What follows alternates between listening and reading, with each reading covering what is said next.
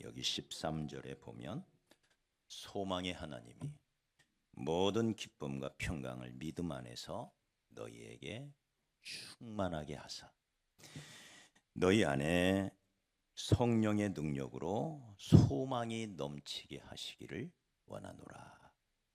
우리 하나님을 소망의 하나님이라 부르고 계십니다. 사랑의 하나님, 긍휼의 하나님, 능력의 하나님, 지혜의 하나님, 영광의 하나님. 근데 아주 보기 드물게 오늘 말씀은 하나님을 소망의 하나님이라. 네. 하나님은 소망 가운데 충만하신 분이십니다. 천국은 어떤 나라입니까? 소망의 나라죠. 모든 아름다운 소망이 영원히 이루어지는 곳. 이게 천국이죠. 그 천국을 다스리시는 천국의 왕, 소망의 나라의 왕이 하나님이십니다. 거기서 우리를 기다리고 계십니다. 소망의 하나님은 우리도 소망이 넘치는 삶을 살기를 원하십니다. 환경을 뛰어넘어서, 우리의 연약함을 뛰어넘어서, 우리의 모든 과거의 실패를 뛰어넘어서, 그럼에도 불구하고 또 꿈을 꾸고 또 꿈을 꾸며 또 소망의 하나님을 바라보며 소망을 향해 달려가기를 하나님은 원하십니다. 소망이 넘치는 삶, 그래서 소망이 지배하는 삶, 그래서 소망이 우리를 이끌어가는 삶, 이것이 그리스도인의 삶의 모습인 것입니다. 그러나 반대로 마귀는 절망의 왕입니다. 절망의 나라, 지옥의 한복판에 떨어질 존재. 네. 그래서 단테의 신곡 지옥편에 보면 지옥을 이렇게 묘사하고 있습니다. 지옥에 다다르면 지옥문의 큰 현판이 있는데 거기에 큰 글씨로 이렇게 쓰여 있다고 합니다. 이곳에 들어가는 자는 모든 소망을 내려놓아라. 어떤 소망도 꿈꿀 수 없는 것. 이게 지옥이죠. 그러니 여러분, 소망의 하나님을 섬기는 소망의 나라의 백성들이요, 그 소망을 향해 하나님의 영광을 위하여 올해도, 올 한 해도 소망을 품고 기도하고 예배하며 집중하여 달려가시기를, 그래서 소망을 이루시는 그런 복된 한 해가 되시기를 주의 이름으로 축복합니다. 우리로 소망을 품게 하시는 하나님, 그런데 하나님의 궁극의 소망은 무엇일까요? 하나님이 품고 계시는 궁극의 소망, 네, 무엇일까요? 하나님의 소원은 열방이 주께 돌아오는 것입니다. 온 세상이 하나님 앞에 돌아오는 것, 네, 그것이 하나님의 소원입니다. 다시 말해 하나님의 소원은 언제나 세계 선교라고 할 수가 있습니다. 여기 12절에 보면 또 이사야가 이르되 이새의 뿌리 곧 열방을 다스리기 위하여 일어나시는 이가 있으리니 누굴까요? 이새의 뿌리, 다윗의 아버지 이새의 뿌리, 다윗의 후손 예수 그리스도지요. 그분이 일어나시는데 왜 일어나시느냐? 열방을 다스리기 위하여 일어나신다. 그리고 그분이 일어나시면 열방이, 온 세상이 그에게, 그분에게, 예수에게 소망을 두리라. 할렐루야. 오늘 말씀에 보면 열방이라는 말이 몇 번 나올까요? 5번이 나옵니다. 열방들이 주를 찬양할 것이요, 열방의 모든 백성들이 주를 즐거워할 것이다. 열방이요, 열방, 열방, 열방. 근데 따지고 보면 여기 9절에 보면 이방인들도, 11절에 보면 모든 백성이, 그래서 이 두 가지를 합하면 열방이라는 의미의 단어가 무려 7번이나 등장하고 있습니다. 열방, 열방. 다시 말해 하나님의 소원은 열방이 주께 돌아오는 것이다. 이것을 지금 말씀하고 있는 것이죠. 성부, 하나님, 성자, 예수님, 성령, 보혜사, 삼위일체 하나님의 간절한 소망, 열방이 주께 돌아오는 거예요. 성부 하나님의 뜨거운 관심은 영혼 구원입니다. 집 나간 모든 탕자들이 다시 집에 돌아오기를 기다리면서 문설주에 기대어서 집 나간 탕자들이 돌아오기를 기다리시. 이분이 우리 하나님이시죠. 그 탕자들은 한국에만 있는 것이 아닙니다. 온 열방 가운데 있습니다. 하나님은 아담이 범죄한 후에 아담아 아담아 어디 있느냐 하시며 찾아오셨죠. 안타까운 마음으로, 불쌍히 여기는 마음으로, 그 사랑하는 마음으로 자기가 기른 이 아담, 그 아담이 하나님을 떠났을 때 아담아 아담아 보고 싶다, 어디 있느냐 하시면서 찾아오신 하나님, 죄인을 부르셔서 구원하시려는 하나님의 선교의 첫 음성이죠. 아담아 어디 있느냐. 하나님의 소원은 세계 복음화입니다. 하나님은 모든 사람이 구원을 받으며 진리를 아는 데 이르기를 원하시느니라. 이게 하나님의 소원이에요. 성자 예수님은 어떻습니까? 성자 예수님이 왜 이 세상에 육신을, 인간의 몸을 입고 이 땅에 오셨습니까? 인자에 온 것은 잃어버린 자를 찾아 구원하려 함이니라. 아담을 찾아가셨던 성부 하나님처럼 저 천상의 영광, 모든 영광을 버리시고 낮고 천한 이 땅에 인간의 몸을 입고 오신 예수님은 이 세상의 선교사로 오신 거죠. 예수님이 제자들을 훈련시키신 것도 선교 때문이었습니다. 그러기에 제자 훈련은 곧 선교 훈련이었습니다. 우리 주 예수님의 가장 큰 명령, 최후의 명령, 최대의 명령, 최고의 명령, 지상 명령은 선교 명령이었습니다. 예수님은 이렇게 말씀하십니다. 아버지와 아들과 성령의 이름으로 세례를 베풀되 너희는 모든 민족에게 가서, 할렐루야, 모든 민족에, 이 세상의 모든 민족에게 가서 내가 너희에게 분부한 모든 것을 가르쳐 지키게 하라. 선교 명령이죠. 예수님은 이 선교 때문에 세상에 오셨고 고난 받으셨고 부활하셨고 승천하신 것입니다. 그러다가 장차 이제 주님은 재림하실 것입니다. 재림.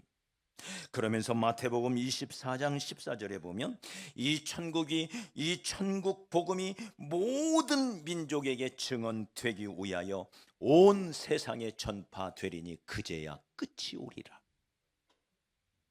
예수님이 언제 오셔요? 온 세상에, 온 열방 가운데 복음이 전파되면 주님이 오신대요. 할렐루야. 다시 말해 주의 재림은 세계 선교와 관련이 있는 거예요. 성령 보혜사님이 오신 것도 선교 때문입니다. 오직 성령이 너희에게 임하시면 너희가 권능을 받고 예루살렘과 온 유대와 사마리아와 땅끝, 여기가 열방이죠, 땅끝까지 이르러 내 증인이 되리라. 성령님이 오신 것도 선교 때문입니다. 성경을 기록한 목적도 선교입니다. 우리가 들고 있는 이 성경이 왜 기록되었을까요? 오직 이것을 기록함은 너희로 예수께서 하나님의 아들 그리스도이심을 믿게 하려 하심이요. 다시 말해 구원을 위하여, 선교를 위하여 기록되었다는 거예요. 성경은 처음부터 끝까지 죄인을 구원하시려는 하나님의 선교 계획서라고 말할 수가 있습니다. 이게 성경이에요. 주께서 교회를 세우신 목적이 무엇일까요? 머리 대신 예수께서 당신의 몸을 이 땅 가운데 두셨습니다. 그게 주의 몸된 교회입니다. 교회가 할 일은 무엇입니까? 머리 대신 그리스도의 뜻을 받드는 거죠. 예수님의 뜻을. 주님은 이렇게 말합니다. 아버지께서 나를 세상에 보낸 것처럼 나도 너희를 세상에 보내노라. 주의 몸된 교회를 이 땅 가운데 세우신 목적이 뭐냐? 선교를 위해서 세우셨다는 거죠. 가르침이 없는 학교는 더 이상 학교가 아닙니다. 치료가 없는 병원은 병원이 아닙니다. 그러므로 전도가 선교가 없는 교회는 교회가 아닙니다. 교회의 본질은 선교입니다. 가장 성경적인 교회, 교회다운 교회는 전도 중심, 선교 중심의 교회입니다. 교회의 본질인 선교 명령에 불순종하였기 때문에 뿔뿔이 흩어지고 말았던 예루살렘 교회가 되지 말고 오히려 선교 명령에 적극적으로 순종했던 안디옥 교회처럼 우리도 주님의 선교 명령에 순종하는 그런 교회가 되어야 할 줄 믿습니다. 선교하는 나라와 선교하는 교회를 우리 주님은 복주십니다. 선교하는 가정과 일터와 사업장을 주님은 복주십니다. 하나님을 가장 기쁘시게 하는 일을 하기 때문입니다. 왜 선교가 복될까요? 선교는 바라지 않고 아낌없이 주는 것이기 때문에 그래요. 네? 내가 가진 것을 베풀 때, 이 선교라고 하는 것은 그 어떤 것도 기대하지 않고 베푸는 것. 이게 선교예요. 그래서 선교가 귀한 것입니다. 주님을 사랑하지 않고는 선교를 할 수가 없습니다. 주님을 사랑하기 때문에, 주님을 바라보기 때문에, 주님이 가장 기뻐하시는 일이 이것임을 알기 때문에 내가 기꺼이 주님을 위하여 주님이 가장 귀히 여기시는 영혼을 바라보며 주께서 내게 주신 것들을 바라지 않고 아낌없이 베푸는 것, 그래서 아낌없이 주는 교회를 주님은 기뻐하시는 것입니다. 할렐루야. 내가 사업을 하여 많은 돈을 벌어야 하는 이유도, 내가 좋은 데 취직을 하고 높은 지위에 올라야 할 이유도 나 혼자 잘 먹고 잘 살기 위함이 아니요, 하나님을 기쁘시게 함인 줄 믿습니다. 하나님이 가장 기뻐하시는 최고의, 최상의, 최종의 소원이신 세계 선교의 꿈을 이루어가는 것, 이것이 하나님을 위하여 얼마나 하나님을 기쁘시게 하는 일인지를 우리는 오늘 아침 기억해야 할 것입니다. 자, 어떻게 감당할 것인가? 우리는 힘이 없는데 어떻게 세계 선교를 감당할 것인가? 우리의 할 일은 우리의 힘으로 우리가 처한 환경에서 날마다 한 걸음씩 내딛는 거예요. 나머지는 하나님이 하십니다. 믿습니까? 내 손에 한 알의 밀알이 있으면 돼요. 그 하나를 주의 영광을 위하여 심는 거예요. 밀알이 아니라 눈에 보이지도 않는 겨자씨 한 알이라도 상관이 없어요. 눈에 보이지도 않아요. 표시도 안 난다 이 말이야. 아무 표시도. 그러나 전능하신 하나님을 믿기에 믿음으로 그 겨자씨 하나를 심는 것, 이것이 선교의 정신인 것입니다. 나머지는 하나님이 하셔요. 한 알의 밀알이 땅에 떨어져 썩으면 많은 열매를 맺음과 같이 눈에 보이지도 않는 겨자씨 한 알의 헌신이 큰 나무를 이루어 새들이 날아와 쉬고 지나가던 나그네들이 찾아와서 그 그늘에서 쉬는 것처럼 나머지는 하나님이 하시는 거예요.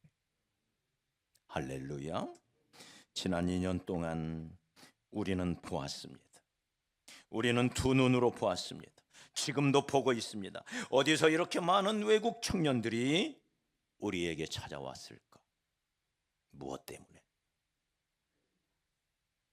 지난 2년 이사야 62장 10절에 성문으로 나아가라 나아가라 백성이 올 길을 닦아라 큰 길을 수축하고 수축하라 돌을 제하라 만민을 위하여 깃발을 들어라.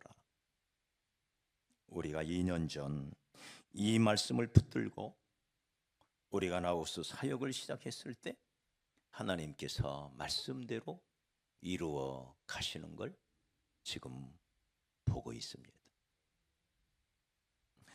하나님의 능력의 말씀을 따라 비전과 목표를 세우고 나가면 하나님께서 우리의 밀알 하나 같은 겨자씨 하나 같은 헌신을 기뻐하셔서 나머지는 주님이 하신다는 거예요. 우리 옆 사람과 축복합시다. 주님이 하셨습니다. 한 번 더 합시다. 여러분이 심으셨습니다. 주님이 하셨습니다. 여러분이 심으셨습니다. 할렐루야. 우리는 그저 믿음의 한 걸음을 옮긴 것뿐인데 주님은 30배, 60배로 100배로 결실하게 하셨습니다. 저는 우리 라오스 청년들을 바라보면서 하나님이 왜 이 청년들, 이 새벽 이슬 같은 청년들을 우리에게 보내셨을까? 이들이 가까운 데서 오는 친구들이 많지가 않아. 파주에서, 포천에서. 여러분 여기서 포천이 어디입니까? 네? 아산에서. 여러분 여기가 아산이 어디예요? 경기도 광주에서, 양평에서, 남양주에서, 의정부에서, 양주에서, 파주에서 여기 청년들이 그렇게 지금 찾아와서 앉아 있는 것입니다.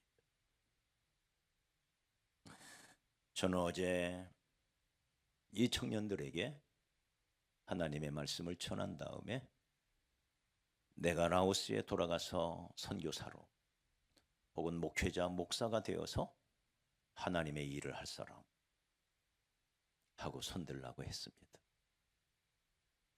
깜짝 놀랐습니다. 많은 청년들이 손을 들었는데 내가 생각지도 못했던 청년들이 손을 들고 있는 거예요. 끝난 다음에 그 명단을 쭉 작성해 보았더니 여러분 무려 25명이나 되었습니다. 할렐루야. 25명이나 되는 청년들이 내가 하나님의 영광을 위하여 복음 전하며 살겠노라.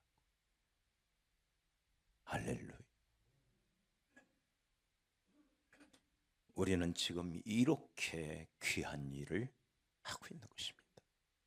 우리 성도들이 너무나 자랑스럽고 성도들이 하나가 되어 기도하고 후원하고 힘을 다하여 섬김으로 여기까지 왔습니다. 여러분 수고 많으셨습니다. 우리는 우리가 앞서서 헤치고 가면 거기가 그곳이 길이 될 것이라고. 길이 있어서 내가 감이 아니요 내가 감으로 길이 있느니라 외치며 왔는데 하나님께서 우리를 통해서 하신 것이죠. 여러분 우리가 하는 일은 저들을 축복하는 것입니다. 우리가 무슨 일을 하겠어요?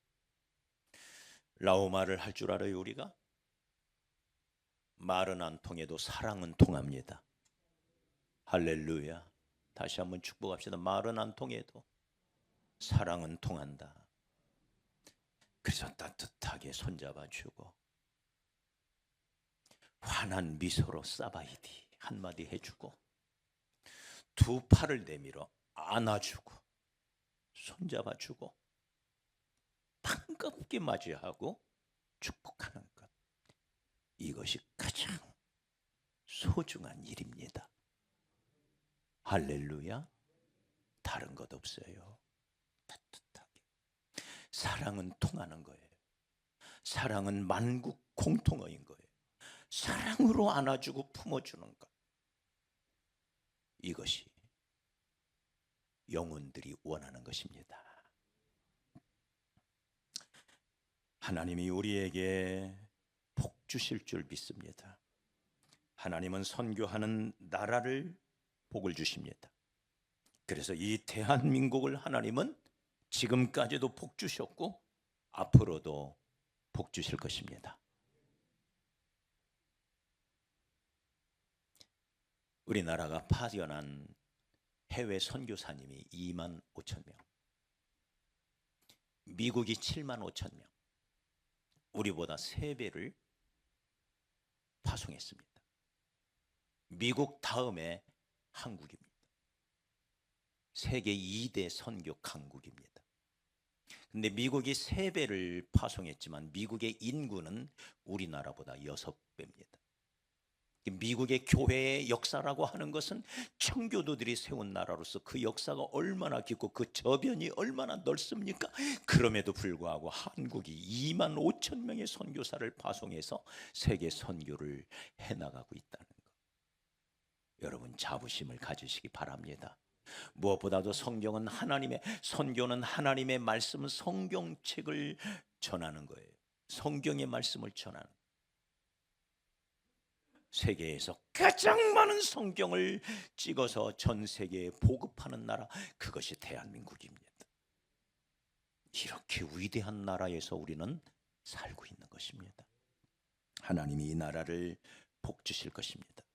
지금 우리나라가 정치적으로, 경제적으로, 민주주의에서 많은 위기를 겪고 있고 민생에 많은 어려움이 있지만, 그러나 하나님께서 이 나라를 다스리시는 이 나라의 왕이 되셔서 이 나라의 진정한 재판관이 되셔서 가장 공의로운 나라로, 정의로운 나라로, 하나님의 정의가 하수처럼 강물처럼 흘러가는 나라로 하나님이 친히 이루어 가실 것입니다. 그래서 우리는 기도하고 또 기도하는 거예요. 예수여, 예수여, 이 나라를 다스려 주시옵소서. 선교하는 교회를 복 주십니다. 가장 하나님을 기쁘시게 하는 일을 하는 교회를 하나님은 복을 주시지 않을 리가 없습니다. 선교하는 가정과 일터와 사업장을 복을 주시지 않을 리가 없습니다. 하나님을 가장 기쁘시게 하는 사업장을 복을 안 주시면 어디를 복 주십니까?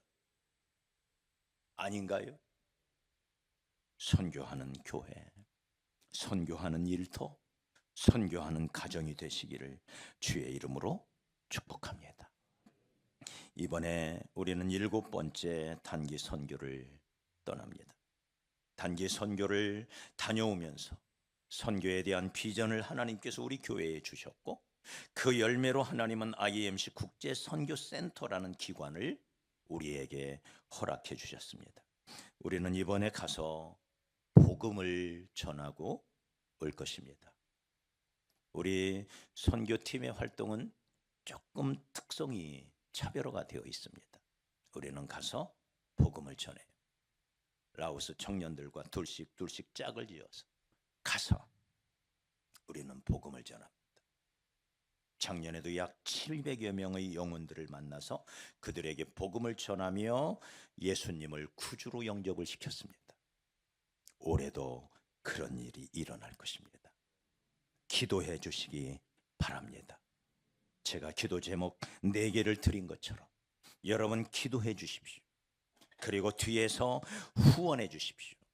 가든지 보내든지 하라. 이것이 선교의 정신입니다. 첫째는 기도로 보내는 것입니다. 가는 선교사가 있으면 뒤에서 기도해 주는 분들이 계셔야 됩니다. 두 번째는 물질로, 작은 물질이라도 선교 헌금에 동참하여 물질의 후원자가 되어 주십시오. 이것이 보내는 선교사입니다. 18명이 가는 선교사라면 나머지 분들은 보내는 선교사가 되어서 여러분들이 저들을 보내주십시오. 이번에 여러분들이 모아주신 옷들을 우리는 15박스 정도 가지고 갈 것입니다. 그리고 구충제와 그리고 악가진기를 가지고 갈 거예요. 빨간 약 아시죠? 빨간 약. 네. 악가진기. 네. 400기를 가지고 갈 것입니다. 가서 나눠주면서, 그리고 옷들을 나눠주면서 우리는 복음을 전할 것입니다. 여러분들이 오늘 드리는 선교 헌금은 단기 선교팀을 위해서 쓰여지게 되고, 만약에 단기 선교팀에서 쓰고 남음이 있으면 그것으로는 라오스 선교센터를 위하여 헌금하고 올 것입니다. 이번에 작년에 우리가 5천만 원을 들여서 사는 500평의 땅에 이번에 가서 착공식을 하고 올 것입니다. 일단 1차로 40평을 지을 것입니다. 2차로 조금 시간을 지나서 2차로 40평을 지을 것입니다. 그리고 나중에 3차로 2개를 합하여 2층을 올리면 160평의 선교센터가 완공이 됩니다. 그렇게 순차적으로 해야만 됩니다. 왜냐하면 처음부터 160평을 라오스에서 엄청난 건물이에요. 한 번에 너무 크게 저지르면 마을 주민들이 놀라요. 안 된대요. 그래서 조금씩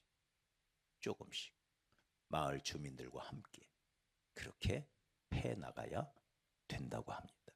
그래서 1차로 40평을 지을 것입니다. 그래서 여러분 기도해 주시기를 바랍니다. 소망을 따라 가다 보면 장애물을 만날 수도 있습니다. 하나님이 가장 기뻐하시는 일이라고 하는 것은 동시에 마귀가 가장 싫어하는 일이라고 할 수가 있습니다.